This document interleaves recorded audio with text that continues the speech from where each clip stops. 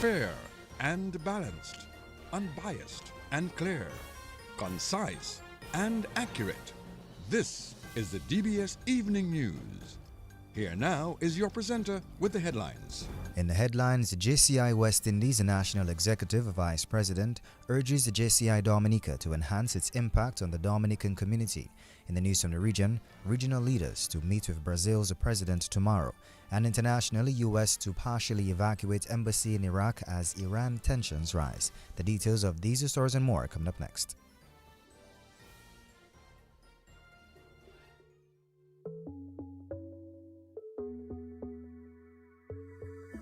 It's the energy of we people, something pulsing inside. It beating every soul, a feeling we cannot It's always pushing us forward, the limit up in the sky. There's rhythm in how we flow, a rhythm that can't be denied. It's in the feeling in how we talk.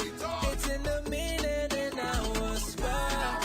It is the thing that sets us apart. Who we are, 'cause the rhythm of life keeps bumping.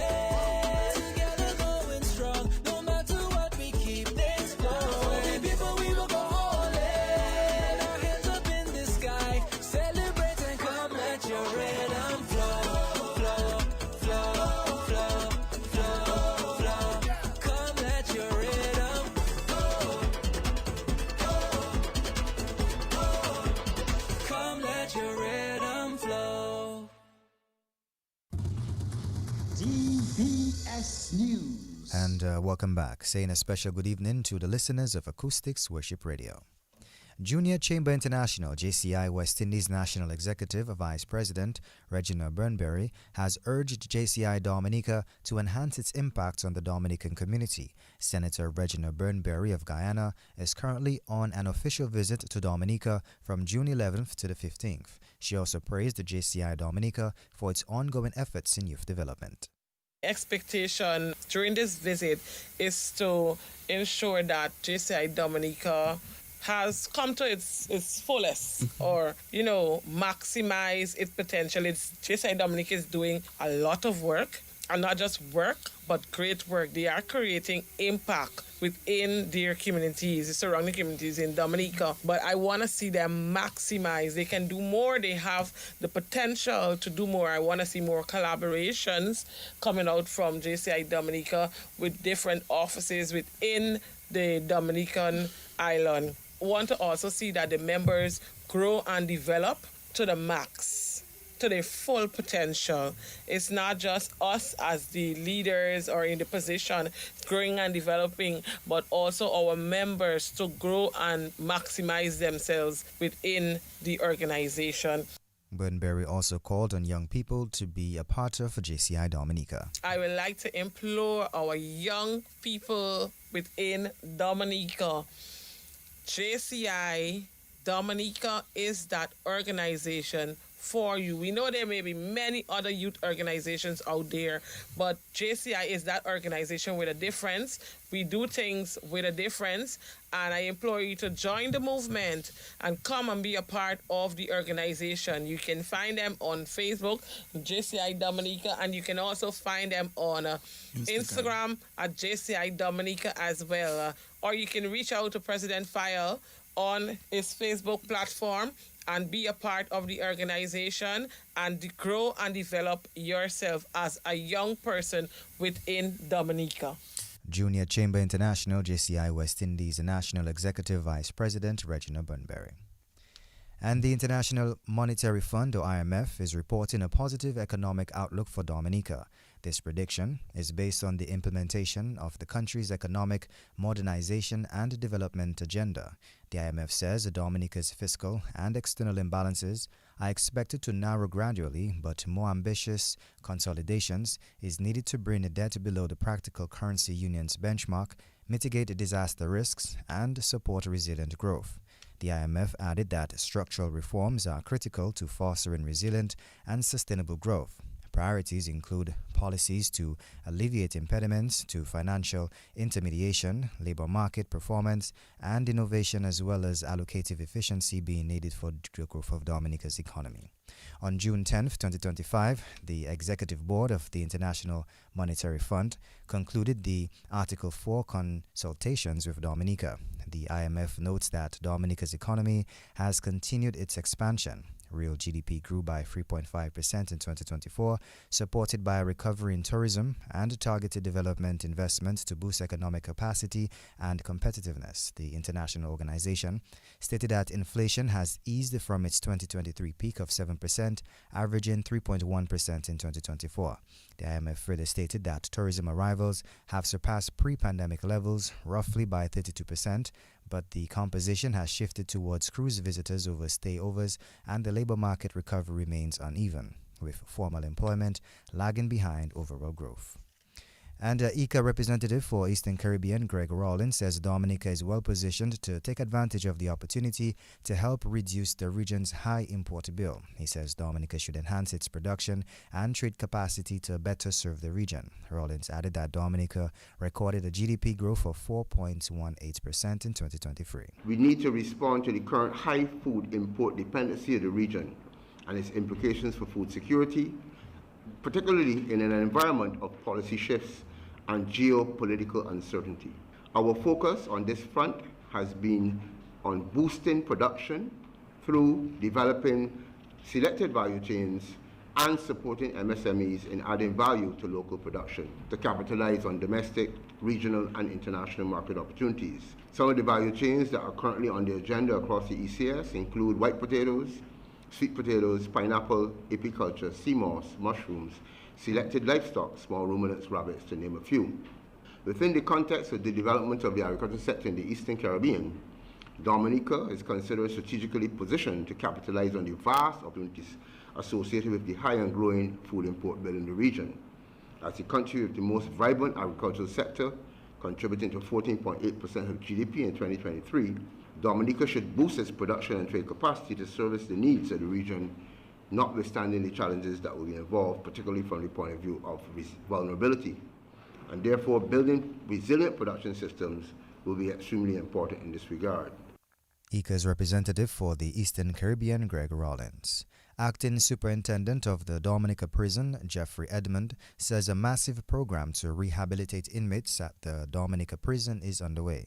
His statement came during a site visit of the Dominica State Prison by Minister for National Security, Reverend Blackmore, and other officers of the ministry. As Superintendent of Prisons acting, I would like to emphasize the crucial importance of continuing rehabilitation activities within the prison facility. These programs play a fundamental role in promoting the rehabilitation and successful reintegration of inmates back into society, ultimately contributing to a safer community. Our department places a strong emphasis on providing inmates with opportunities for skill development and personal growth. We have at present the candle making and soap making module offers a practical and creative outlet to learn new skills, fostering a sense of accomplishment and potential for future employment opportunities upon re-entry into society. Our English and Social Studies classes are designed to enhance inmates' educational backgrounds and equip them with essential knowledge and communication skills. These classes not only support academic growth, but also encourage critical thinking, self-improvement, and a deeper understanding of the world around them. Furthermore, our ongoing literacy and drug prevention unit programs are vital components of our rehabilitation efforts. Literacy skills are fundamental for inmates to access educational resources, employment opportunities, and engage meaningfully with society. Simultaneously, drug prevention programs aim to address the substance abuse issues, promote healthy coping mechanisms, and reduce likelihood of relapse post-release. By investing in these rehabilitation activities and educational initiatives, we are not only empowering individuals to make positive changes in their lives, but also installing a sense of hope, purpose, and self-worth. Acting Superintendent of the Dominica Prison, Jeffrey Edmond.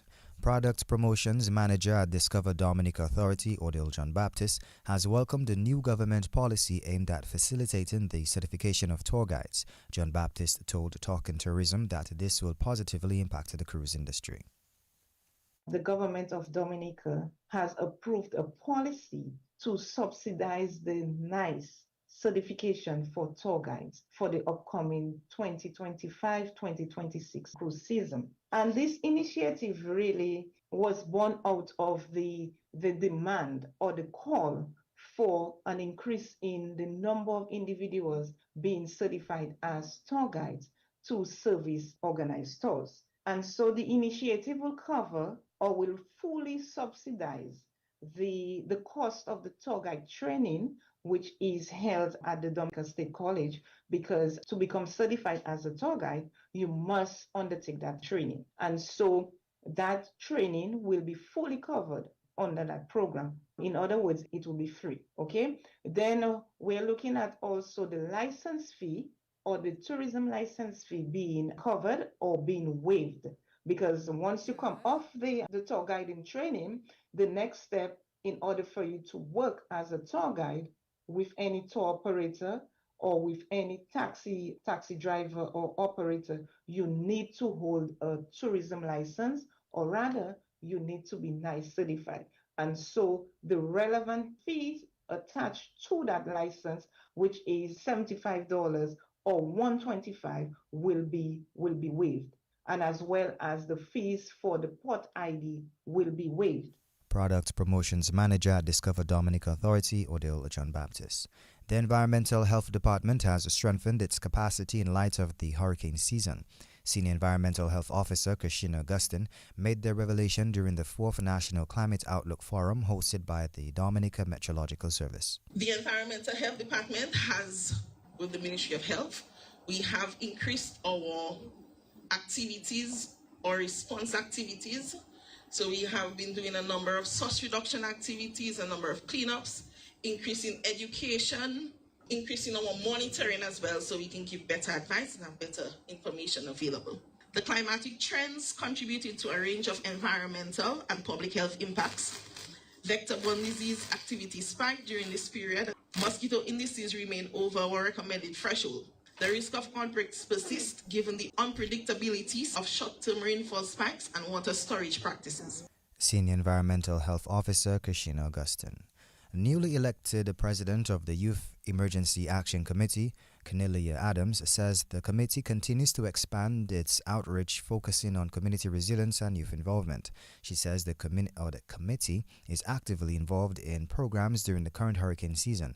Adams highlighted the committee's role in training, emergency drills, and public awareness campaigns in times of emergencies. The Youth Emergency Action Committee is an organization, it's a youth-led organization for increased climate resilience. And over the years, YAC has grown more than we anticipated as well. Well, this month, YAC celebrates its 6th anniversary, and our collaborative effort with our communities show that the work that we do, it does make a difference. Some of what we do at YAC is train young people and emphasize on young people in disaster preparedness, life skills, response trainings, and the young people have now grasped all these skills and are now teaching their communities, teaching their peers. So today, YAC stands as an organization where at any moment, any organization like ODM collaborate with young people to do important and necessary trainings and other skills alike to go forth in disaster preparedness. As of today, YAC have 5, Point Michel being the first, Roseau being the second, St. Andrews being the third, and the Southeast. And now we have St. Anne's group. So kudos to these groups, especially those who went out to do cleaner miles with Dominica Solid Waste, where we go out every year, clean up our environment before hurricane, cut down overlapping trees, clear gutters, and as our partners at ODM mentioned, leptospirosis is on the rise, and better safe than sorry. So keeping your environment clean is necessary, because cleanliness is closer to godliness. That's it. Newly elected President of the Youth Emergency Action Committee, Cornelia Adams, taking us to the end of this evening's National Focus. Up next is news from the region and international.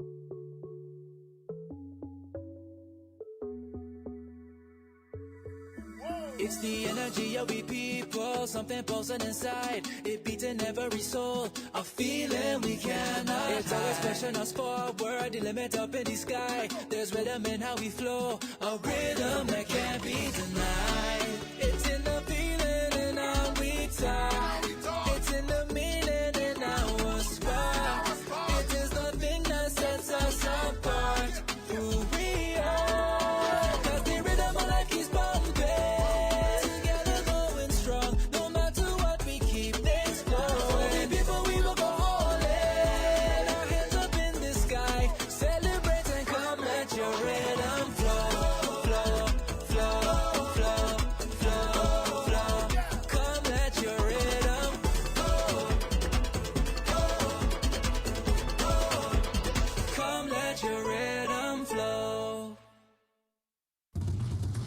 DBS News. And welcome back. Now, news from the region. CARICOM leaders will meet with Brazilian President Luiz Inácio Lula da Silva on Friday for a one-day summit under the theme Moving Closer to Unite. Informed sources told the Caribbean Media Corporation, or CMC, that the summit will mark a renewed push to deepen cooperation between Brazil and the Caribbean region in response to global and regional challenges. The sources said the summit will center on 5 key priorities, namely food and nutritional security, climate change, energy transition, disaster risk management, and connectivity. They said that the high-level meeting will also address wider regional concerns, including coordinated support for Haiti and shared positions ahead of a major global forum, which includes the United Nations Climate Conference, or COP30, to be held in Brazil from November 10th to the 21st of this year. Internationally, U.S. government sources have said non-essential U.S. embassy staff and their dependents in Baghdad are to be evacuated from Iraq due to heightened security risks. BBC's U.S. partner CBS reported officials did not say exactly what prompted the removal, but have been told Israel was ready to launch an operation into Iran. This was part of the reason some Americans were advised to leave the region, as officials stated that, adding they anticipated Iran could retaliate on certain U.S. sites in Iraq. U.S. officials have also restricted the movement of staff within Israel itself. This brings us to the end of this evening's news. Up next is sports. Covering the nation and beyond, DBS Sports Report.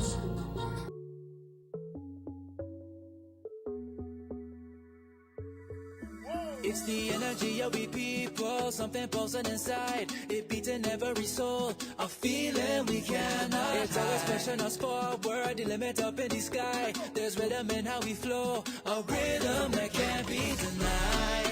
It's in the feeling in how we talk. It's in the meaning in our spark. It is the thing that sets us apart. Who we are, 'cause the rhythm of life keeps bumping.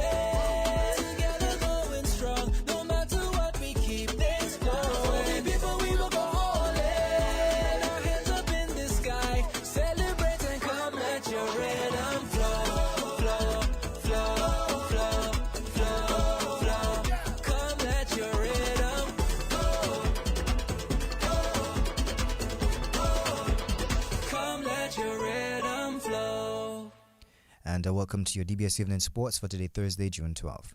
First off, West Indies will engage in a historic 3-match T20 international series against the Asian nation of Nepal, the first ever bilateral series between the two teams. Taking place in Sharjah, United Arab Emirates on September 27th, 28th and 30th, 2025. The series is being hosted by the Cricket Association of Nepal and represents a landmark opportunity for Nepal as it gears up for the ICC Men's T20 World Cup Asia qualifier later this year. For Cricket West Indies, the engagement reflects its strong commitment to supporting the development of cricket in emerging nations and fostering meaningful partnerships with fellow cricketing board worldwide. CEO of Cricket West Indies, Chris Dering, stated that this series is more than just a set of international matches, but rather a celebration of the game's expanding global footprint and a testament to what cricket represents: pride, purpose, and the power of unity. He adds that West Indies, as a full member nation, sees it as a part of their responsibility to contribute to the development of cricket beyond their borders. The West Indies team is expected to field a competitive squad that will offer Nepal critical exposure ahead of the World Cup qualifying campaign. Still in some cricket action, as cricket commentator and former West Indies player Ian Bishop believes the Caribbean side needs a reset ahead of the 2026 ICC Men's T20 World Cup. His remarks come following the announcement by Nicholas Pooran to retire from international cricket at 29 years. Pooran is West Indies' all-time leading run scorer in T20 internationals, and the timing of his retirement, which is 8 months before the 2026 T20 World Cup, came as a surprise to many. I think they're going to have a little bit of a reset. Pooran has been their real star performer for the last couple of years, and they haven't gone as deep, even with him, as they would have hoped in the last few global events. Johnson Charles at the top isn't giving them the firing power really that they need, and Brandon King is falling out of a little bit of form in T20 internationals. So they're going to hope to sort of look to hope No pun intended. I apologize for that. That was unintentional. Rockman Powell, Jason Holder, good to see him back. I don't know whether Andre Russell can sort of refine some health and some form. And then the bowling concerns me more than anything else. It has for a while that it's not holding its own, and the identity of the team is still one where they will chase in order to try to win, or they need to set huge totals as England have done. So it's a concerning little time with the World Cup next year. Cricket commentator and former West Indies player Ian Bishop. Guyana is set to host the fourth season of the Women's Caribbean Premier League starting September 6. The finals will be played on September 17th. All 7 games, including the finals, will be played at the Providence Stadium. The 3-team competition will feature the home side Guyana Amazon Warriors, Trinbago Knight Riders, and Barbados Royals. They will play 4 league games apiece, 2 against each opponent. The 6 league games are spread across 11 days, with the final scheduled just 1 day after the final league stage match, as all matches are afternoon games. Royals have been the tournament's best team so far, with a runners-up finish in 2022 and 2 titles in 2023 and 2024. The tournament's highest run scorer is Royals' Hayley Matthews with 424. She's also the highest wicket taker with 23. And a half-century from Kiana Joseph helped the West Indies women chase down a rain-reduced target to take a 1-0 lead in the 3-match ODI series against the South Africa women in Barbados. Batting first, South Africa women posted 232 for 9. Tasmin Brits got 57. Nadine de Klerk 42. Bowling for West Indies women, Aliyah Allen got 2 for 35. Karishma Ramarak 2 for 44. Set a target of 233. The match was affected when the West Indies women were on 127 for 4. The long delay led to the target being revised to 180 from 34 overs. West Indies women posted 184-6 to win by 4 wickets with 12 balls remaining via the Duckworth-Lewis method. Kiana Joseph got 60 runs, Hayley Matthews added 40 and Stephanie Taylor got 40. Joseph was named the player of the match. In some football action, the Dominica Football Association Premier and First Division Women's Leagues will kick off this weekend. PRO of the Dominica Football Association is Ebby Lawrence with the details. The Dominica Football Association is pleased to announce the resumption of its Premier, First Division and Women League. In our Premier Division on Friday, we will have Point Michelle coming up against Holland United SC at 6:30 p.m. at the Stock Farm Technical Center. On Saturday, the 14th day of June, we will have Mao, Belfast Estate Mao Soca Strikers doing battle with Southeast at 7 p.m. while at 4:30 p.m. DSFC will do battle with We United FC. These games are at the Stock Farm Technical Center. On Sunday, Roosevelt Scarlet Bombers will come up against 767 Cuts Redicast East Central FC at 6:30 p.m. at the Benjamin Spark, while Middleham will do battle with league leaders Central Cooperative Credit Union Dublin Limited FC at the Stock Farm Technical Center. These are the premier matches scheduled for the weekend. On Thursday, in our First Division game, Exodus will come up against BAA Sharks FC at 6:30 p.m. at the Benjamin Spark, while St. Joseph FC will meet Northside FC on Saturday 5 p.m. at Benjamin Spark. All Saints will do battle with Tarish United at the Geneva Playing Field at 4 p.m. on Saturday. In our women's game, Belfast Estate Mao Soca Strikers will come up against Kalinago Warriors FC at the Almond Park in Dublin on Friday at 6:30 p.m. while Dubla FC will do battle with All Saints University School of Medicine at the Benjamin Spark. This game is Friday at 6:30 p.m. While on Sunday in our Loans women game, Sajiko South East FC will come up against Harlem FC at La Plaine Playing Field at 5 p.m. This is Eddie Lawrence, PRO, Dominica Football Association. These again are the scheduled matches for our football league. And that was the PRO of the Dominica Football Association, Ebby Lawrence. West Indies head coach Darren Sammy says the team's bowling options must be looked at moving forward. His remarks come after West Indies went down by 3-0 to England in their T20 International Series. The Caribbean side also went down to England in the One-Day International Series by 3-0. Sammy says the bowling unit of the West Indies must be improved. Something since I got here I've been talking about. You know, when we were really successful and dominated T20 cricket during that period, I mean, we largely controlled the power play. Narayan was a showstopper. Then we had Solomon Ben, also very economical and can take wickets. But yeah, something we developing. If you know the plans we put in place, we just had our recent breakout T20, and it was mandatory that one leg spinner plays in the 11. So all these things we are putting in place. We've had 2 spin camps during the year where we look to identify our wrist spinners, and then we had also someone coming to coach our coaches the art of leg spin as well. So plans are in place. Hopefully, I mean, the breakout, we saw a couple of them who stood out.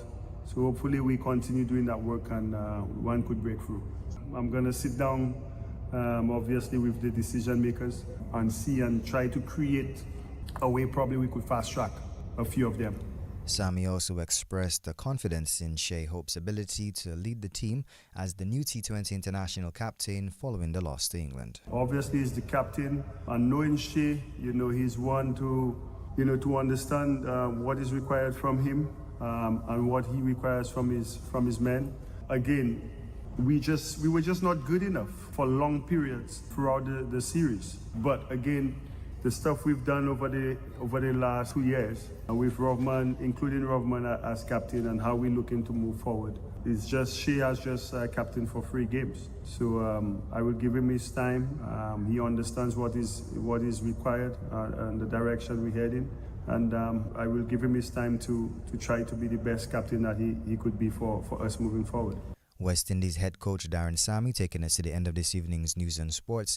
A special thanks to the DBS News and Sports team and link personnel DJ Hillaboy.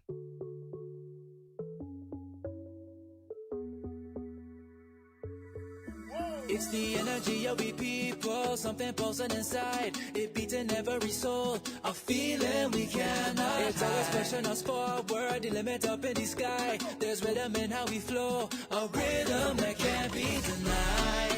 It's in the feeling in our we talk. It's in the meaning in our spark. It is the thing that sets us apart. Who we are, 'cause the rhythm of life keeps bumping.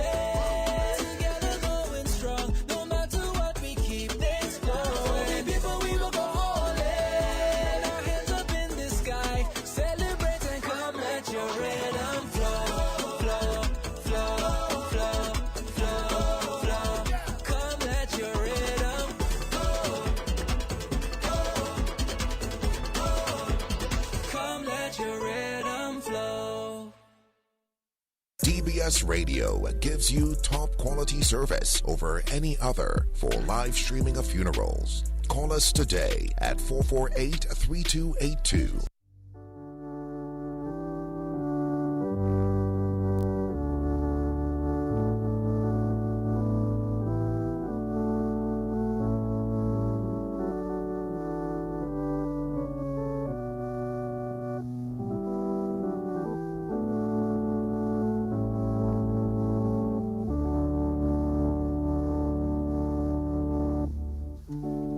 Good evening and welcome to the evening edition of the DBS Radio Community Bulletin Board. It is the 12th day of June 2025. We begin with this evening's edition of the DBS Radio death announcements on the DBS Radio Community Bulletin Board. We announce the death of Clarissa Morris, better known as Clayis or Clayis, age 47, of Geneva Housing Development, Grand Bay. She died on Wednesday, the 11th of June 2025. The funeral arrangements for the late Clarissa Morris, better known as Clayis, will be given in a subsequent announcement.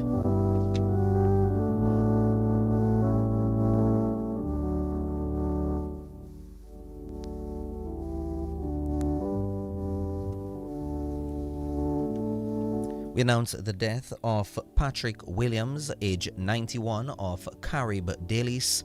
He died on Saturday, the 7th of June at the Dominica Infirmary. He was the father of Franklin and Judith Williams. He will be remembered by his grandchildren, Lilia, Kathleen, Kenrick, Lynn, Christopher, Miriam, Cartier, and Ashiel. Sister Melanie Williams, nephews Kennedy, Harrigan, Hesketh, Acom, Sweet Rose, Sonia, Anne, Madine, Momon, and Hermine. His nieces, Fidolia and Justina. Other relatives and friends, including Tina and Celia Alexander, the Williams family in Grand Bay, Bello family in Silver Lake, the management and staff of the Dominica Infirmary, many other relatives and friends, former neighbor Innsworth Irish as well.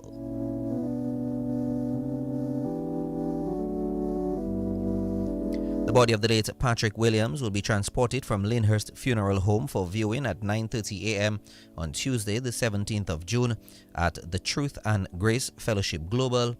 Funeral service takes place at 10 a.m. and will be followed by interment at the Roseau Public Cemetery. The management and staff of DBS Radio, the nation station, extends deepest condolences to all bereaved. And now, your Community Bulletin Board.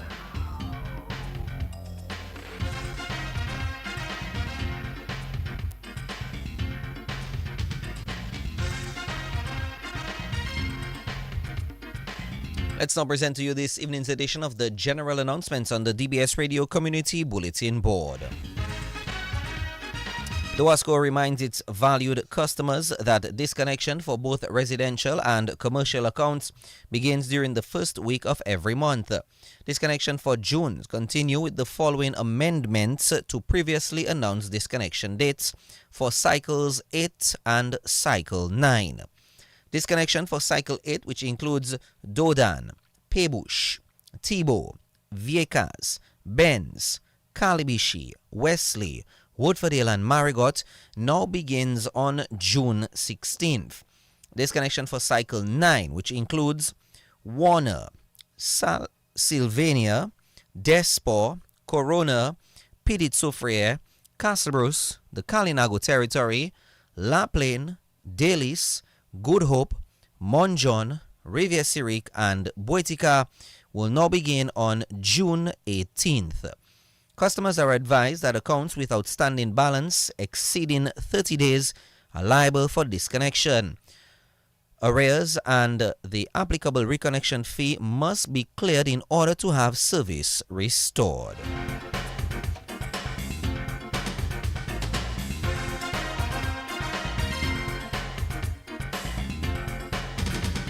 DOASCO informs customers in Mayrow, London Road and Cuba Road that their water supply will be interrupted from 8 p.m. tonight, Thursday 12 June, so that's from 8 p.m. tonight, Thursday 12 June, to 5 a.m. tomorrow, Friday 13th June, for the purpose of carrying out system maintenance. So that's customers of DOASCO in Mayrow, London Road and Cuba Road. DOASCO sincerely apologizes for this interruption and regrets any inconvenience that may arise as a result. DOASCO thanks its customers and the general public for your cooperation and understanding in this matter.